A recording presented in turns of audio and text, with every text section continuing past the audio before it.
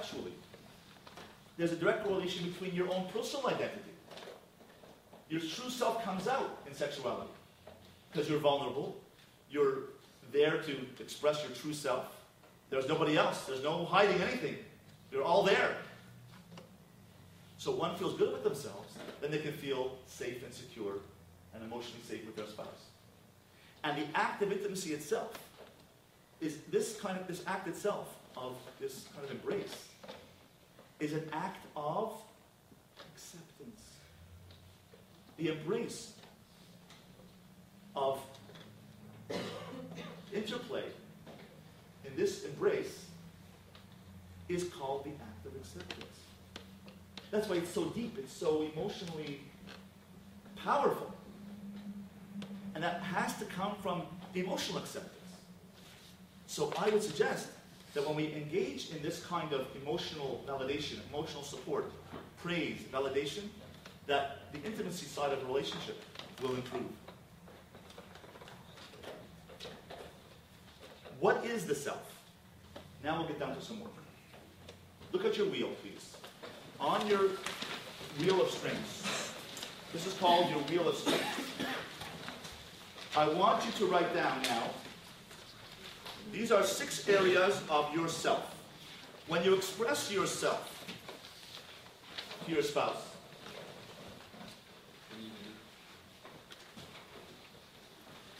there are 6 areas of self, 6 areas of your personality. And we actually use this as a self-esteem instrument in psychology. It's called the Tennessee self-esteem model, where a person's personality and character is divided up into 6 sections. 6 mini self-concepts: an intellectual self-concept, a social self-concept, social skills, a personality or character self-concept, a spiritual self-concept, a family background self-concept, and an accomplishment self-concept. I want everyone now to write down 2 things. Now write your own name. Write your name on the top. Write your name on the top. Your own name on the top.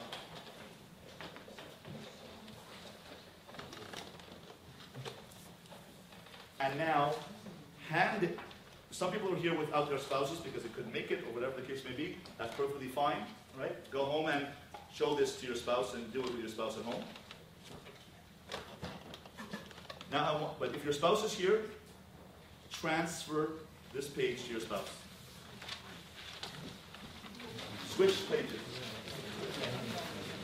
Now, under intellect, write down 2 things about your spouse which are positive about their intellect. Write down 2 positive strengths of their intellect.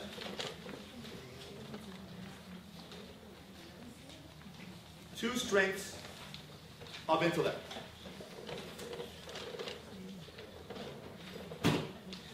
Are they academic?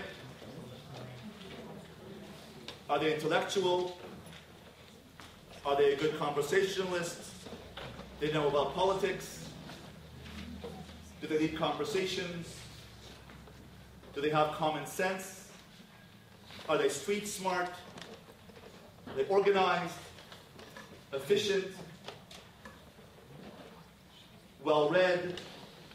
What are the strengths of your spouse? Write down 2.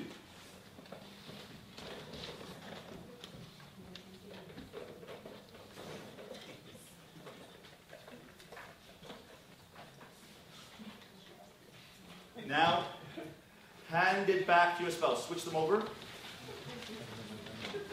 Write down one of your own. Read what your spouse has written about you. Read what your spouse has written about you right now. Read what your spouse has written about you. And now add one intellectual capacity or ability or talent of your own to what your spouse has written about yourself. Write down about yourself on your own intellectual page. You have your own page right in front of you right now. Read what your spouse has written. And now add your own self-evaluation of your own intellect. Add one of your own to that intellect's page, on your own page.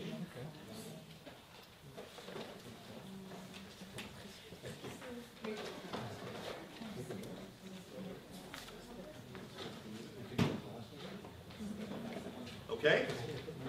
Switch them back now. Back to your spouse. Switch pages. Back to your spouse. Social skills. Write down 2 social strengths your spouse has. Write down 2 social skills, social abilities that your spouse is good at. Are they a people person? Are they a one-to-one person, confidant? Are they trustworthy, reliable? Are they socially adept, socially connected, helpful?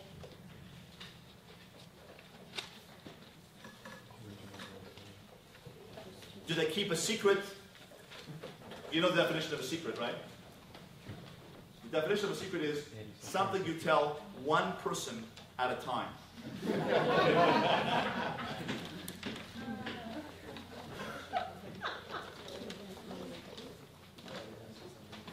If you keep a secret, then you are a confidant, then you are trustworthy.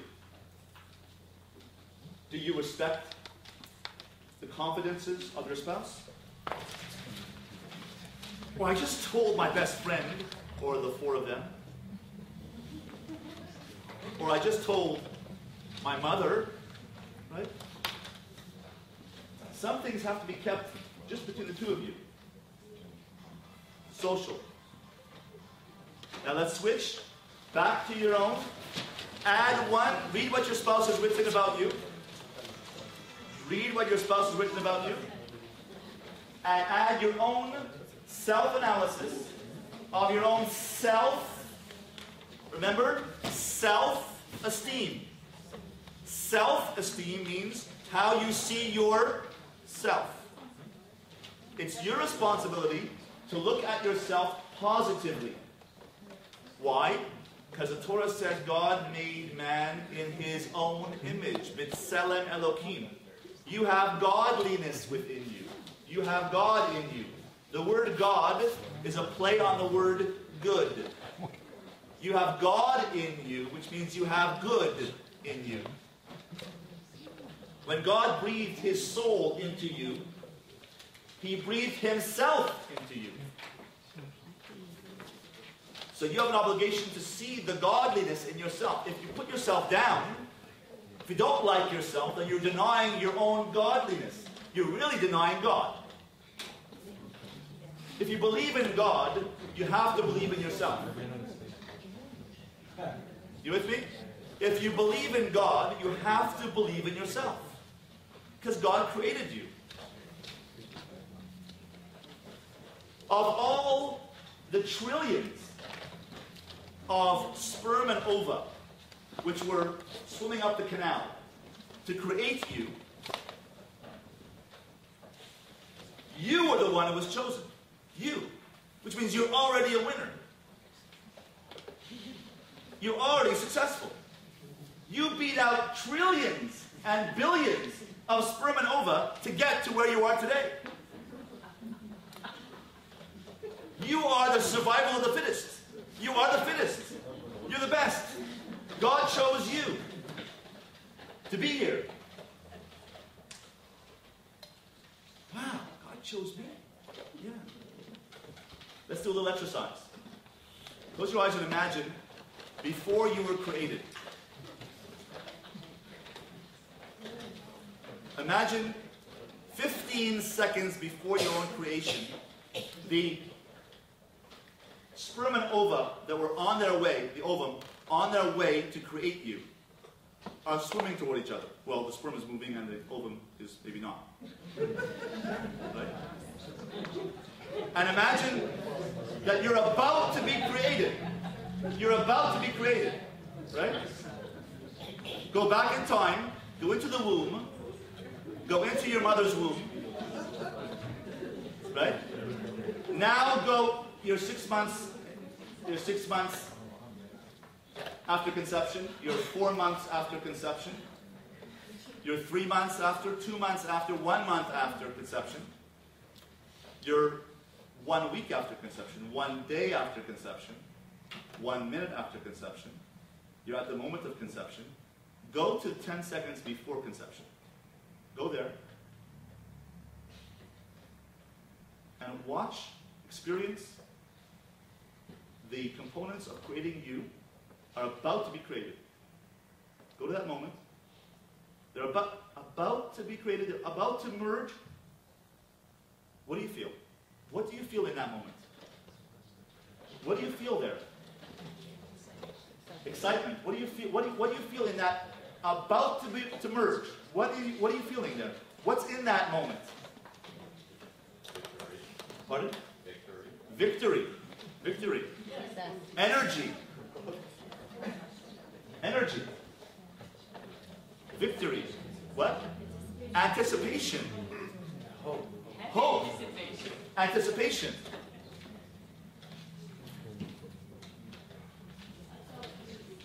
How could you feel that before conception?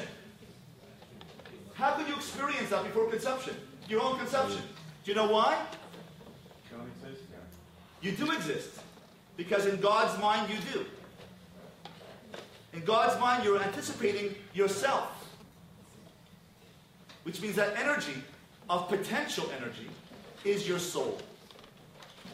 Tselem Elokim, the image of God, means your potential to be, to accomplish, to create, to give, to build. That's your energy. That's your soul. That's your life force. It exists before you were created because God chose that soul to join together with your physical components to become a being. That's called Tselem Elokim, image of God. Feel that now. If you felt it by doing this exercise, feel it now. Just experience your own energy. Experience your own potential. Experience your own victory. Experience, just go inside yourself, reflect upon yourself, search your inner self, and experience your own value, your own goodness, your own godliness. You can actually experience it. You're feeling your own soul. You're experiencing your soul. You're experiencing God in yourself. If you feel God in yourself, you feel the goodness in yourself, then you can feel valuable and therefore do it to your wife. Do it to your husband.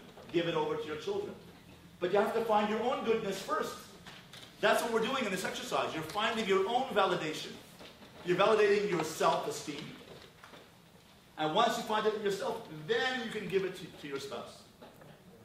But if you don't feel good about yourself, and someone criticizes you, so you have no choice but to defend yourself and criticize back. And then you end up, but 2 years ago, but 14 years ago, but 18, but you never did, but you, and you say, how did we get here? How did we get here in this argument? And then we say to ourselves, how did we get here 23 years later in our relationship? How did we get here? We've grown apart. What do you mean you've grown apart? This is our picture. You look back at your wedding album and your honeymoon album and your courtship album. You say, where did all that love go? Where did all that fun go? Where did all experience go? Well, you know where it went? It's still there. It's covered over with something called klipa. Klipa means layers of negativity, layers of negative experiences, layers of pain, layers of put down. But if you take away the put downs, you take away the negativity, and you reveal your true self, the love will come back. The romance will come back. The positivity will come back. The passion will come back. Take away the negative layers. 2 weeks of zero criticism. How? By stopping to criticize yourself. That's this wheel. Validate yourself first, and see what your spouse really says about you, which is what we're doing right now. Personality. So go back to give back to your spouse and ask your spouse your own paper in front of you.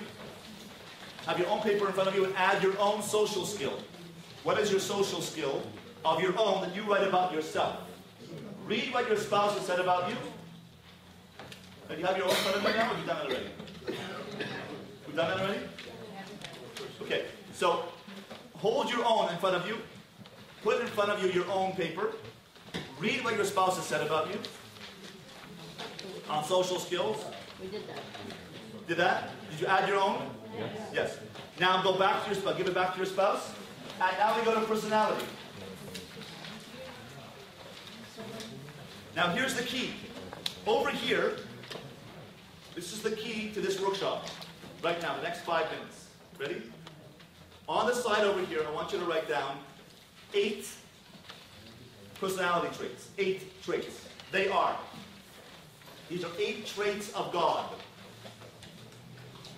God has 8 character traits that he described of himself, and he breathed one of them into each of you. When God said, I breathed into Adam a living spirit, I breathed into Eve a living spirit, he breathed one of them into you. He breathed himself. What do I mean himself? What part of himself? His godly potential, his godly image, his godly power, his godly empowerment, his goodness. And in particular, one of these 8 I'm going to mention now. And I want you to identify on your spouse which one is your spouse's driving godly attribute. I want you to do nothing less than right now is to discover the godliness in your spouse. What are the 8 traits? Number 1, consistency. Hashem, Hashem. God means God is consistent. He does not change. He perseveres. He doesn't give up. He keeps going. Is that your driving trait? I'm asking you, what is the driving trait and character of your personality? When I would do a funeral as a Rav in London, I would ask the family, what did your father stand for? My father? My father loved to travel. That's what you want me to say? The eulogy? 120 years? He loved to travel? My mother, she loved bridge. She lived for bridge. Mahjong. She was a master Mahjong player. My mother loved to get her hair done. She always looked fantastic. The nails in her head. Really? That's what you want me to say? Yeah, I mean, that's what she liked. I'm not asking you what she liked. What did she stand for? What did she believe in? What did she give you as a legacy to give to your children? What did she stand up for? What did she teach you about life? I don't know. I don't know. I never thought about it, Rabbi. You never thought about it? What do you mean you never thought about it? So I creatively would get up and say, this woman was a bridge to her friends. She bridged the gap. She used bridge as an opportunity to connect with her friends, and she brought them cookies, and she visited people in the hospital, and she was a giver because she used bridge, but bridge wasn't all her life. Bridge was a bridging connection to other people. And this man traveled the world. You know what traveling the world means, my dear friends? Traveling means the soul is traveling to somewhere higher. He wanted something more about life. He wanted to travel to great distances to become a better person, to improve himself in the world. He was a great dentist. He had 2,000 cavities and 4,000 bridges and 8,000 crowns. He traveled. His soul traveled. Rabbis have to be creative sometimes. But what do you stand for? What is your godliness? Discover God. God's not out there. God's not in Shamayim. What does Shamayim mean? What does Shamayim mean? Where is God? In Shamayim. Shamayim means heaven, right? Shamayim. What's the root word of Shamayim? Mayim. Shem. Someone else? That's true. But the root word of Shamayim is Sham. Shamayim, heaven, is not a place of floppy angels and harps and beautiful music. Shamayim means there. Sham, in plural, is Sham, Ayin, plural. The there of all the theirs, which means your destiny. Sham, mine. There of all the theirs, my destiny. Where I'm going. Where are we going? We're going to our own self-development. So to get to heaven, you go to yourself. You go to your highest self. We're going to Sham, there. To our destination, to our destiny. And our spouse helps us get there. Our spouse is our partner, our life partner, to help us discover what my life unfinished business is, and helps me unblock and remove the layers of my negativity by encouraging me and praising me and validating me so I can become the best I can be, so I can get there. Sham. There. Shamayim. Next one. So, Hashem is consistency. Kale, power. Leadership. God is powerful. Leadership. Charismatic. Outgoing. Dynamic. That's all one. That's all one. Leadership. Number 3. Rachum, compassionate, merciful, caring for the unfortunate. Sympathy. It's all one. Number 3. Number 4. Chanun, chen. That means empathy.